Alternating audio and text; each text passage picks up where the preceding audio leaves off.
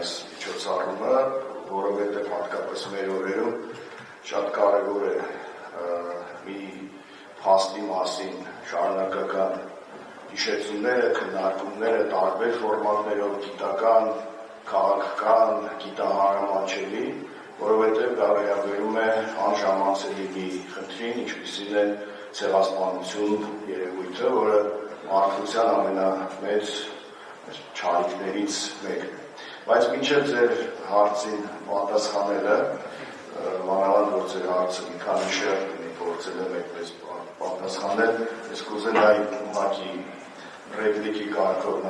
նախորդ բանախոսի ասացին հավելել երկու բան, որ նշվեց, որ 1919 թվականին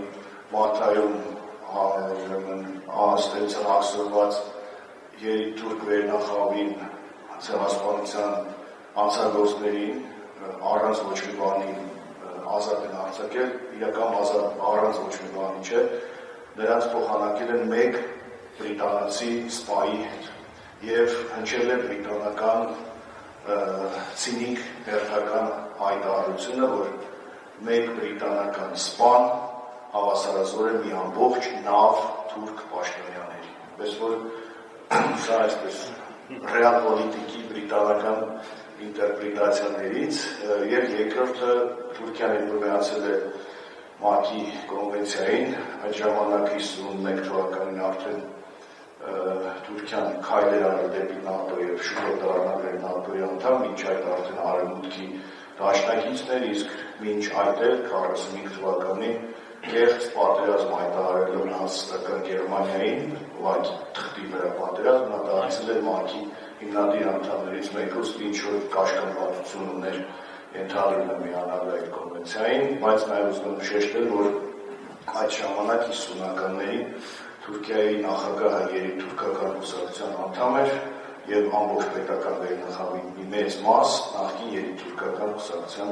անդամներ են և այդ ժամանակ արդեն Թուրքիայում կառավարությունը ընդունել էր որոշում, որով հերոսացրել էր բոլոր այն հանցագործներին, որոնք Նեմեսիս գործողության ընթացքում ոչնչացվել են, թաքնված մյուսներով։ Այսինքն Թուրքիան պաշտոնապես հերոսացրել է ցեղասպանության հանցագործներին, դրանով դառնալով նաև այդ տրադիցիայի շարունակողը և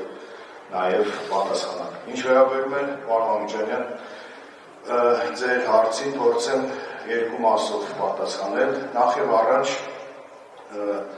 հայոց ընդհանրապես ցեղասպանությունների դատապարտելու առումով Հայաստանի դիրքավորումը որպես առաջամարտիկ պետություն ունի, ենթադրում եմ, շատ հասկանալի քաղաքական մեսիջ, որ դա ոչ թե անում է Լիսուկ Դանիան կամ մեկ այլ պետություն, այլ անում է Հայաստանը և արդեն իսկ Հայաստանի ներկայացվածությունը այնտեղ քաղաքակիրթ հանրությանը ստիպում է հիշել հայոց ցեղասպանության մասին։ Այսինքն Հայաստանի քայլը